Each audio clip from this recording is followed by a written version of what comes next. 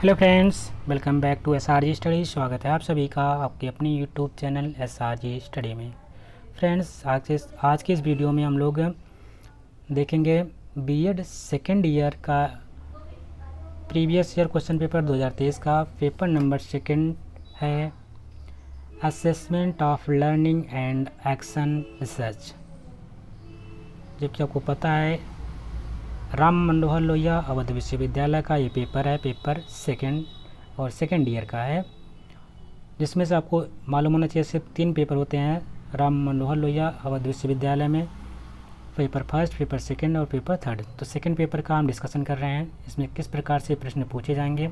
यदि इस पेपर की आप सॉल्व करके जाते हैं तो आपको 80 मार्क्स में से कम 60 to 70 मार्क्स कोई रोक नहीं सकता है। पेपर को पूरी तरीके से आप तैयार कर लेते हैं तो एक साल 20-21 का जो भी आप तैयार कर लेते हैं तो आप देखेंगे कहीं ना कहीं सभी प्रश्न यहाँ पे रिपीटेड ही होते रहते हैं, कुछ क्वेश्चन को छोड़ करके, लेकिन उसके ऑप्शन में आपको मिलेंगे, उस ऑप्शन के हिसाब से उसको कर सकते हैं। ऑप्शन यहाँ पे रहते हैं, काफ़ी अच्छे तरीके से इसको तैयार किया जा सकता है, लेकिन लिखने का आपके पास स्पीड होनी चाहिए।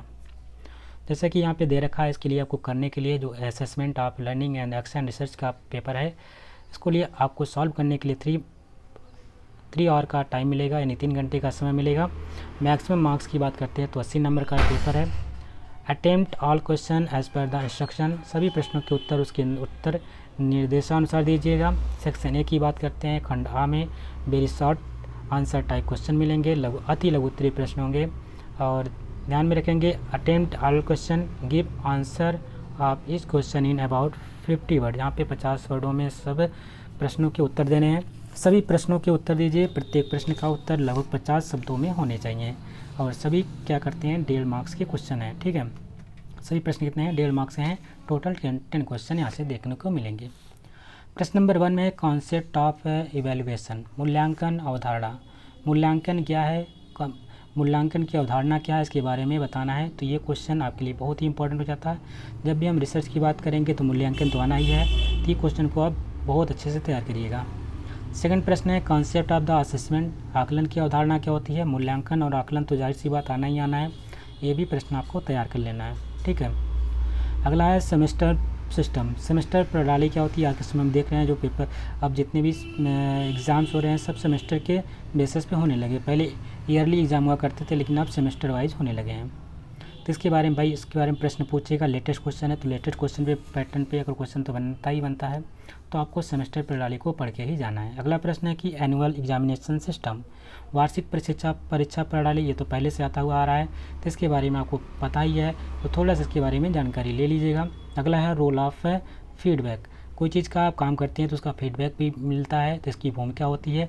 इस फीडबैक से आप क्या सुधार कर सकते हैं, क्या गलतियां रह गई हैं, क्या नहीं रह गई हैं, इसके बारे में आप फीडबैक के माध्यम से कर सकते हैं। चलिए फीडबैक के बारे में भी पढ़ना अनिवार्य है।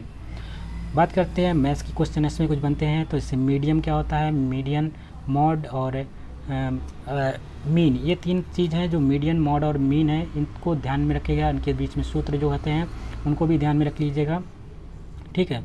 तो और क्योंकि आपका आंकड़ों से संबंधित प्रश्न पूछा ही जाएगा, 15 नंबर का आपका न्यूमेरिकल टाइप क्वेश्चन रहेगा, उसको तैयार कर लीजिएगा, बहुत आसान होता है। अगर उसको तैयार कर लेते हैं तो आपका यहाँ पे लिखने की आवश्यकता नहीं पड़ती, 15 में से 15 मार्क्स मिलते हैं, तो ये बहुत ही इंपॉर्टेंट आपके लिए हो सकता है। अगला है इसमें से पूछ सकता है, मीडियम के बाद आपका बहुलक है, इसको हम मोड कहते हैं। उसके बाद है डाटा कलेक्शन, आंकड़ों का संग्रह क्या होता है, इसके बारे में जानकारी होनी चाहिए। रिसर्च, देखो चैप्टर आपका पेपर का नाम है रिसर्च, तो रिसर्च का क्वेश्चन तो आना ही है। तो जैसा भी आपके पेपर का नाम होता है, अगर उस संबंधित कोई क्वेश्चन बनता है तो आपके लिए बहुत इंपॉर्टेंट हो जाता है, उन प्रश्नों को आपको ज़रूर तैयार करना है, ठीक। तो रिसर्च को आप डिफाइन कर सकते हैं, शोध क्या होता है उसको परिभाषित कर सकते हैं। और लास्ट प्रश्न में है 10वां प्रश्न है प्राइमरी डाटा, यानी कि प्राथमिक समंक क्या होता है, इसके बारे में आपको जानकारी होनी चाहिए। अगला प्रश्न पूछ सकता है आपसे कि सेक्शन 20 है, सेक्शन 20 में आपको देखना है शॉर्ट आंसर टाइप क्वेश्चन मिलेंगे, जिसको हम बोलेंगे लघु उत्तरीय प्रश्न। और इसमें भी सभी प्रश्नों को आपको अटेम्प्ट करना है। Give answer of each question is about 200 words, सभी प्रश्नों के उत्तर दीजिए। प्रत्येक प्रश्न का उत्तर लगभग 200 शब्द में होना चाहिए और प्रत्येक प्रश्न 7 मार्क्स का होगा, यानी टोटल 5 क्वेश्चन यहाँ से करने होंगे। 35 मार्क्स यहाँ से आपको मिलेंगे सेक्शन 20 से। इसमें से डिस्क्राइब पहला क्वेश्चन है, जो कि सेकंड क्वेश्चन कह सकते हैं। Describe the concept of the continuous and the comprehensive evaluation, सतत एवं समग्र मूल्यांकन की अवधारणा का वर्णन कीजिए। वेरी इंपॉर्टेंट क्वेश्चन है, ये तैयार तो करके ही जाना है। अगर ये भी आपको नहीं आता, इसके स्थान पे आप कर सकते हैं what do you mean by the formative and the summative evaluation, निर्णात्मक और संकलनात्मक मूल्यांकन से आपका क्या अभिप्राय है, व्याख्या कीजिए। ये आप कर सकते हैं। अगला प्रश्न है what are the criteria of a good test, explain them, एक अच्छे प्रशिक्षण की कसौटियाँ क्या हैं, व्याख्या कीजिए। अगला प्रश्न पूछ सकता है या इसके स्थान पे, अगर नहीं आ रहा है किसके स्थान पे प्रश्न पूछेगा, describe the merits and demerits of the semester system. तो सेमेस्टर प्रणाली आपको तैयार करके जाना है, हमने बोला था 1 नंबर में पूछा गया था, इसमें भी पूछेगा। तो सेमेस्टर प्रणाली के गुण क्या हैं और दोष क्या हैं, इसके बारे में आपको बताना है। अगला प्रश्न है what do you mean by objective test, describe the characteristic and the types of the objective test, वस्तुनिष्ठ परीक्षाओं से आप क्या समझते हैं, इसकी विशेषताओं तथा प्रकारों का वर्णन कीजिए।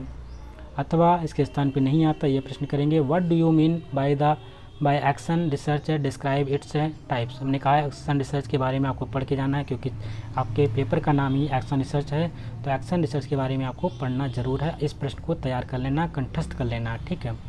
इस प्रश्न है हिंदी में अगर पूछता है तो कहेगा कि क्रियात्मक अनुसंधान से आप क्या समझते हैं, इसके प्रकार का वर्णन कीजिए। अगला प्रश्न है प्रश्न नंबर 5 है what do you understand by grading system, differentiate between grading system and marking system.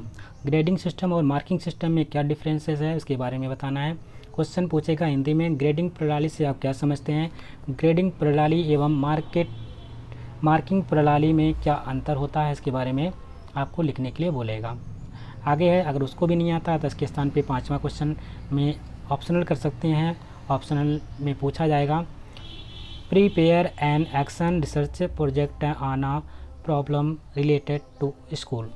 तो मैंने कहा जो पेपर है उससे संबंधित क्वेश्चन तो पूछेगा ही पूछेगा, तो विद्यालय से संबंधित किसी समस्या का क्रियात्मक अनुसंधान की योजना बनाइए। तो ये रिसर्च वाला जो एक्शन रिसर्च का क्वेश्चन है, इन क्वेश्चन को आपको ज़रूर से पढ़ना है। क्वेश्चन नंबर 6 में पूछ रहा है कि write down the steps of test construction and explain the process of item analysis. परीक्षण निर्माण के चरण लिखिए तथा पद विश्लेषण की प्रक्रिया को स्पष्ट कीजिए। अथवा ये क्वेश्चन आप ज़रूर तैयार कर लीजिए, अगर आपको आता है तो ये सबसे बेस्ट होगा सकता है। ये छठे के स्थान पे जो नीचे वाला है इसको आप पढ़ के जाइएगा। क्या दे रखा है, find out median from the following data. यहाँ से मीडियन निकालना आपको।